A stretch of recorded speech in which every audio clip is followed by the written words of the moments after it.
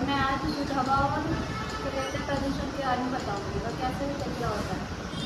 मेरा नाम कृतिका है। मैं क्लास 10वीं क्लास की छात्र हूँ और मैं आज आपको शुद्ध हवा और अशुद्ध हवा के बारे में, जैसे कौन कौन सी बीमारियाँ होती हैं या क्या क्या बेनिफिट होते हैं, मतलब बहुत आज इंक्लूडेड। मैं विपक्ष की साइड से बोलना चाहूँगी।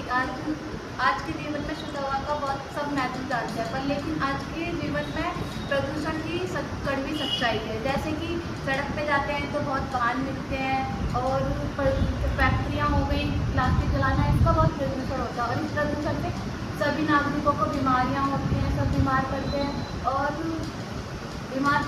जैसे कि दिल्ली के कई बड़े शहरों में क्या कहते हैं बहुत फैक्ट्रियाँ हैं और फैक्ट्रियों से प्रदूषण बनता है। प्रदूषण से लोगों को बीमारी होती है, तो इससे प्रदूषण से हमें क्या क्या होता है और प्रदूषण से हमें सबको बीमारी होती है। जैसे अब घरों में कचरा होता है, साइड में कचरा होता है, तो कचरे से मलेरिया होता है और मलेरिया से सबको बीमारी होती है।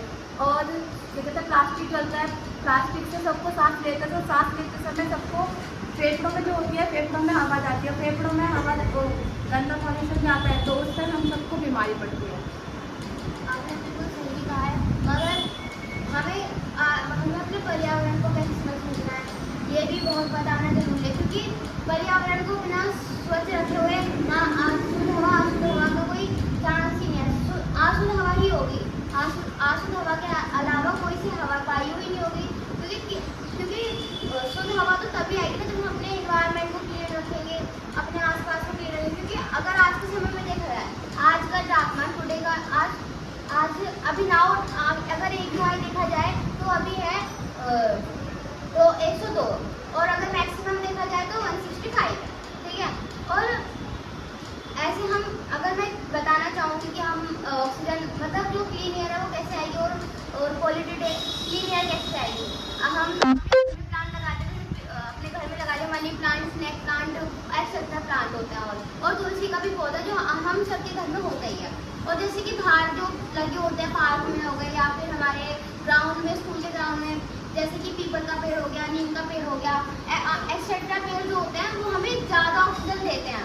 और जब ये ऑक्सीजन मतलब जब ये एयर में मिलेंगे तो जब हम ऑक्सीजन लेंगे, जब ऑक्सीजन हम लेंगे, जब ऑक्सीजन के साथ अशुद्ध कण भी आ जाते हैं, जिसके कारण अशुद्ध जो होते हैं कण भी आ जाते हैं, जिसके कारण क्या होता है, हमें सांस लेने में बहुत ज़्यादा दिक्कत होती है।